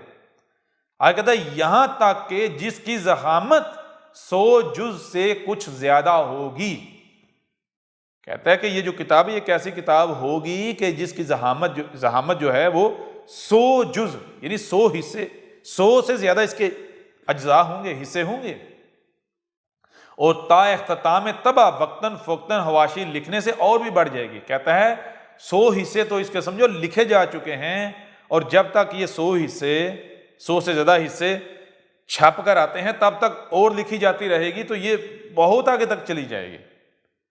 اور ایسی عمدگی کاغذ اور پاکیزگی خط اور دیگر لوازم، حسن و لطافت اور موزونیت سے چھپ رہی ہے کہ جس کے مصارف کا حساب جو لگایا گیا تو معلوم ہوا کہ اصل قیمت اس کی یعنی جو اپنا خرچ آتا ہے فی جلد 25 روپیہ ہے، مگر ابتدا میں 5 روپیہ قیمت اس کی اس غرض سے مقرر ہوئی تھی اور یہ تجویز اٹھائی گئی تھی جو کسی طرح سے مسلمانوں میں یہ کتاب عام طور پر پھیل جائے اور اس کا خریدنا کسی مسلمان پر گراں نہ ہو، اور یہ امید کی گئی تھی کہ امراء اسلام جو ذی ہمت اور اولو العزم ہیں ایسی ضروری کتاب کی اعانت میں دلی ارادت سے مدد کریں، تب جبر اس نقصان کا ہو جائے گا۔ پر اتفاق ہے کہ اب تک وہ امید پوری نہیں ہوئی، بلکہ بجز عالی جناب حضرت خلیفہ سید محمد حسن خان صاحب بہادر وزیر اعظم دستور معظم ریاست پٹیالہ پنجاب کہ جنہوں نے مسکین طالب علموں کو تقسیم کرنے کے لیے 50 جلدیں اس کتاب کی خریدیں، اور جو قیمت بذریعہ اشتہار شائع ہو چکی تھی وہ سب بیچ دی، اور نیز فراہمی خریداروں میں بڑی مدد فرمائی اور کئی طرح سے اور بھی مدد دینے کا وعدہ فرمایا۔ خیر کا ثواب دے، خدا ان کو اس فعل کا خیر کا ثواب دے اور اجر عظیم بخشے۔ اور اکثر صاحبوں نے 1 یا 2 نسخہ سے زیادہ نہیں خریدا۔ اب حال یہ ہے کہ اگرچہ ہم نے بموجب اشتہار مشتہرہ سوم دسمبر 1879 بجائے 5 روپیہ کے 10 روپیہ قیمت کتاب کی مقرر کر دی، مگر تب بھی وہ قیمت اصل قیمت سے 1.5 حصہ کم ہے۔ علاوہ اس کے اس قیمت ثانی سے وہ سب صاحب مستثنیٰ ہیں جو اس اشتہار سے پہلے قیمت ادا کر چکے۔ پھر آگے لکھتے ہیں، لہذا بذریعہ اس اعلان کے بخدمت ان عالی مراتب خریداروں کے کہ جن کے نام حاشیہ میں بڑے فخر سے درج ہیں، اور دیگر ذی ہمت امراء کے جو حمایت دین اسلام میں مصروف ہو رہے ہیں، عرض کی جاتی ہے کہ وہ ایسے کار ثواب میں کہ جس سے اعلاء کلمہ اسلام ہوتا ہے اور جس کا نفع صرف اپنے ہی نفس میں محدود نہیں بلکہ ہزارہا بندگان خدا کو ہمیشہ پہنچتا رہے گا، اعانت سے دریغ نہ فرمائیں۔ آگے ہم نہیں بڑھتے، بہت کچھ ہے آگے، یہ آگے جو ایک ساتھ آئیں گی ان میں ہم بات کریں گے، لیکن یہاں پر کیا کیا جاتا ہے، ایسے افراد کے نام لکھے جاتے ہیں، اور کیا کہتے ہیں ہم بڑے فخر سے لکھ رہے ہیں۔ کیوں؟ کیونکہ یہ ہمارے لیے بہت معزز ہیں۔ معزز ہونے کی وجہ کیا ہے؟ وجہ صرف یہ ہے کہ انہوں نے کتاب خریدی ہے، کہ کتاب خریدنے کی وجہ سے معزز ہو گئے ہیں۔ اور وہ کون لوگ ہیں؟ یہاں پر 11 افراد کے نام ہیں، اور تھوڑا آگے جائیں تو ایک لمبی چوڑی لسٹ آ جاتی ہے، اور جس طرح نام لکھے جا رہے ہیں یہ کسی رسول یا رب کے بھیجے ہوئے کے شایان شان نہیں، بلکہ واضح ہوتا ہے کہ یہ لکھنے والا ایک کاروباری شخص تھا اور ایک انتہائی نیچ ذہنیت کا لالچی شخص تھا، خوش آمدی کرنے والا شخص تھا، اپنا مقصد اپنا لالچ پورا کرنے کے لیے لوگوں کے آگے بچھ جانے والا، خوش آمد کرنے والا۔ مثال کو دیکھ کیا لکھتے؟ نمبر 1، جناب نواب شاہ جہان بیگم صاحبہ بالکعبہ فرمان فرمائے بھوپال۔ آگے جناب نواب علاؤ الدین احمد خان بہادر والی لوہارو، جناب مولوی محمد چراغ علی خان صاحب نائب معتمد مدار المحام دولت آصفیہ حیدرآباد دکن۔ آگے جناب غلام قادر خان صاحب وزیر ریاست نالا گڑھ پنجاب، پھر آگے جناب نواب مکرم الدولہ بہادر حیدرآباد. اسی طرح آگے نام ہے، ایک آدھا اور پڑھ دیتے ہیں. جناب نواب غلام محبوب سبحانی خان صاحب بہادر رئیس اعظم لاہور. جناب مرزا سعید الدین احمد خان صاحب بہادر اکثر اسسٹنٹ کمشنر فیروز پور. یعنی لوگوں کے نام ان کے نام کے ساتھ جناب لگا کے، ان کے ناموں کے ساتھ صاحب لگا کے، ساتھ بہادر لگا کے، ساتھ ان کے وہ جو عہدے ہیں سرکاری وہ لگا کے، یہ کیا کیا جا رہا ہے؟ خوش آمد. اور ایسا کرنے والا رسول ہو سکتا ہے؟ یہ آپ کو صرف ایک ٹریلر دکھایا ہے کہ اس شخص نے اپنی کتاب کی ابتدا کہاں سے کی؟ قیمت سے. اور قرآن کیا کہہ رہا ہے؟ یہ شخص خود گواہی دے رہا ہے کہ میں ایک کذاب، ایک مجرم شخص ہوں، ایک چلاک اور مکار شخص ہوں. اس کے باوجود بھی اگر کوئی شخص آج اگر آنکھیں بند کر لیتا اور کہتا نہیں جی یہ تو مسیح موعود تھا، اس کی کتاب تو حق ہے، تو پھر جان لو حق آ چکا. تم اپنی کسی بھی بات کو سچا ثابت نہیں کر سکتے. ٹھیک ہے نا؟ اس کے باوجود بھی اگر تم اپنی ضد پر اٹکے رہتے ہو، ڈٹے رہتے ہو، تو پہلی بات تو یہ ہے کہ آؤ میدان میں اپنی بات کو سچا ثابت کرو. کیونکہ آج تمہیں تمہاری غیرت کو للکارا جا رہا ہے، اور وہ حق ہی نہیں کہ جس پر انگلی اٹھائی جائے اور وہ انگلی قائم رہ سکے. اعتراض اٹھایا جائے تو وہ اعتراض قائم رہ سکے، کیونکہ حق جو ہے غیرت کا نام ہے. ٹھیک ہے نا؟ اب اگر واقعہ تم حق پر ہو تو تمہیں غیرت ہونی چاہیے. آج احمد عیسیٰ نے اعتراضات اٹھائے ہیں، تمہیں ان اعتراضات کے ایسے جوابات دینے چاہیے کہ احمد عیسیٰ ذلیل ہو جائے، احمد عیسیٰ کو منہ چھپانے کی جگہ نہ ملے. اور اگر تم ایسا نہیں کرتے، جو کہ نہیں کر سکتے، تو پھر جان لو تمہارا انجام کیا ہے.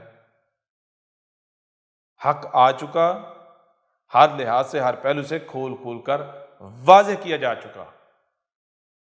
اب اس کے باوجود بھی تم حق سے اعراض کرتے ہو تو جان لو تو نہ صرف تمہیں نشان عبرت بنایا جانے کا وقت آ چکا ہے، بلکہ اب تمہیں دنیا کی کوئی طاقت ذلت اور رسوائی سے نہیں بچا سکتے.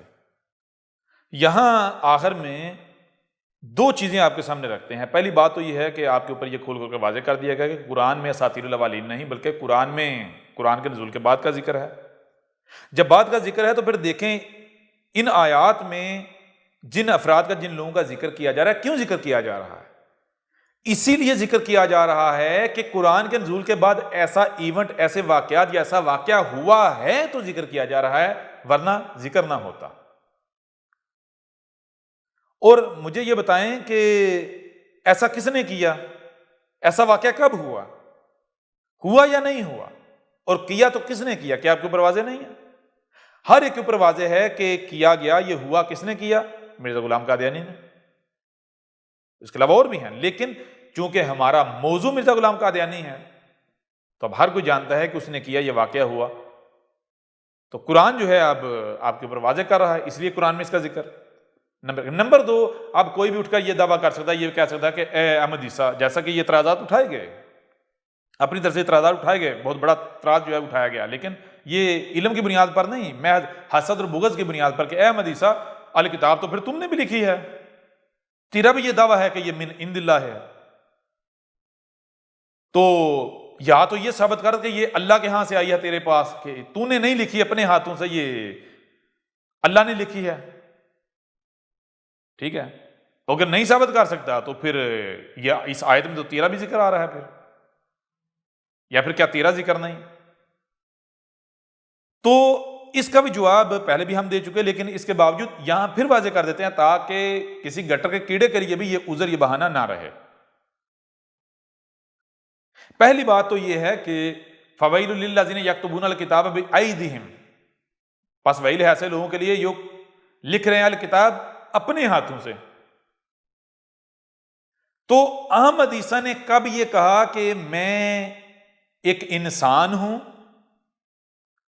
میں الگ ہوں اور رب العالمین الگ ہے، تو جو الکتاب میں نے لکھی ہے یہ میں نے اپنے ہاتھوں سے لکھی ہے۔ بلکہ احمد عیسیٰ نے تو اس کے بالکل برعکس یہ کہا ہے، تمہارے پر یہ واضح کیا ہے کہ جان لو کائنات الگ نہیں ہے اور رب العالمین الگ نہیں ہے، یہ کائنات کے علاوہ اور کسی کا وجود ہے ہی نہیں، یہ کائنات ہی ہے جو تمہارا رب ہے، نمبر ایک۔ نمبر دو، میں جو تمہارے سامنے بیٹھا ہوا ہوں یہ تمہارا رب تم سے کلام کر رہا ہے، یہ جو تمہارے سامنے بیٹھا ہوا ہے یہ کوئی انسان نہیں ہے، یہ تمہارے رب کا وجود ہے، تمہارے رب کی زبان ہے۔ جیسا کہ آج سے 14 صدی قبل کیا کہا تھا کہ جب ایک بندہ متقی بن جاتا ہے، جس میں تقوی آ جاتا ہے، تو اس کے ہاتھ اللہ کے ہاتھ، ان ہاتھوں سے جو وہ کام کرتا ہے یا جو وہ لکھتا ہے وہ اللہ ہے جو ان ہاتھوں سے لکھ رہا ہے، کیوں؟ وہ اللہ کے ہاتھ ہے، ٹھیک ہے نا؟ اس کی آنکھیں اللہ کی آنکھیں، اس کے کان اللہ کے کان، اس کی زبان اللہ کی زبان، اس کی ٹانگیں اللہ کی ٹانگیں، یعنی وہ زمین پر چلتا پھرتا رب کا وجود ہے، رب خود ہے، اس کے ساتھ دشمنی رب کے ساتھ دشمنی ہے، کیوں؟ رب اور وہ الگ نہیں ہے۔ تو احمد عیسیٰ نے تو کبھی بھی یہ نہیں کہا کہ بھائی دیکھو اللہ الگ ہے، اللہ میاں کو الگ اور میں الگ ہوں، نہیں، بالکل نہیں، یہ تمہارا رب تم سے کلام کر رہا ہے، یہ ہاتھ رب کے ہاتھ ہیں، یہ زبان رب کی زبان ہے، نمبر ایک۔ نمبر دو، احمد عیسیٰ نے جو الکتاب لکھی ہے تو احمد عیسیٰ نے کوئی ایسی الکتاب نہیں لکھی کہ جو اس کا زن ہے، نہیں، احمد عیسیٰ نے جو الکتاب ہے کائنات اسی کو بیان کیا ہے، الکتاب کی کائنات کی جو آیات ہیں انہیں بیان کیا ہے۔ دنیا کی کوئی طاقت یہ ثابت نہیں کر سکتی کہ احمد عیسیٰ نے جو الکتاب لکھی ہے یہ الگ ہے اور کائنات الگ ہے، بالکل نہیں۔ تو پہلے تو یہ ثابت کرو کہ یہ جو ہاتھ ہیں یہ انسان کے ہاتھ ہیں، یہ رب کے ہاتھ نہیں، نمبر ایک۔ نمبر دو، یہ ثابت کرو کہ احمد عیسیٰ کی جو الکتاب ہے یہ رب الگ ہے اور یہ الکتاب الگ ہے، رب العالمین الگ ہے، الکتاب الگ ہے اور یہ الکتاب الگ ہے، یہ بھی نہیں کر سکتے۔ نمبر تین جو سب سے بڑی بات ہے وہ یہ ہے کہ یہ ثابت کرو کہ کیا احمد عیسیٰ نے اس کا معاوضہ طلب کیا، اس کی قیمت طلب کی، اس کو بیچا، بیچ رہا ہے؟ دنیا کی کوئی طاقت یہ دعویٰ کر سکتی ہے کہ احمد عیسیٰ نے اس کے آگے ہاتھ پھیلایا؟ بالکل نہیں۔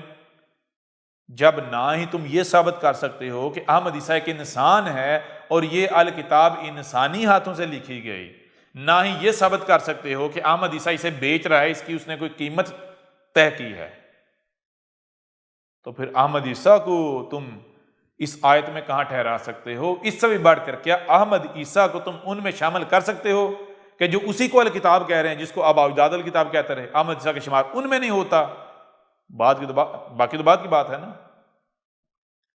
پھر احمد عیسیٰ کا شمار تو ان میں ہوتا ہی نہیں ہے جن کا یہ دعویٰ ہو، جن کا یہ دعویٰ ہے کہ بھائی ہم، پہلی بات تو یہ ہے کہ جہنم میں جائیں گے نہیں، جہنم کی آگ ہمیں چھوئے گی نہیں، جہنم چھوئے گی نہیں، اور بالفرض اگر ہم جہنم میں چلے بھی گئے تو گنتی کے ایام بالآخر ہمیں جہنم سے نکال لیا جائے گا، ہم جنت میں چلے جائیں گے۔ کیا احمد عیسیٰ کو آپ ایسے لوگوں کو شمار کر سکتے ہو؟ بالکل نہیں۔ وہ احمد عیسیٰ تو الٹا کیا ثابت ہوتا ہے؟ قرآن تصدیق کر رہا ہے کہ یہ جو آیات ہیں یہ کس کا کلام ہے؟ یہ وہ کلام ہے جو آج احمد عیسیٰ کر رہا ہے، آج جو احمد عیسیٰ کلام کر رہا ہے، یہ جو واقعہ ہو رہا ہے اس کا آج سے 14 صدی قبل آیات کی صورت میں اس قرآن میں اتار دیا گیا تھا، ٹھیک ہے نا؟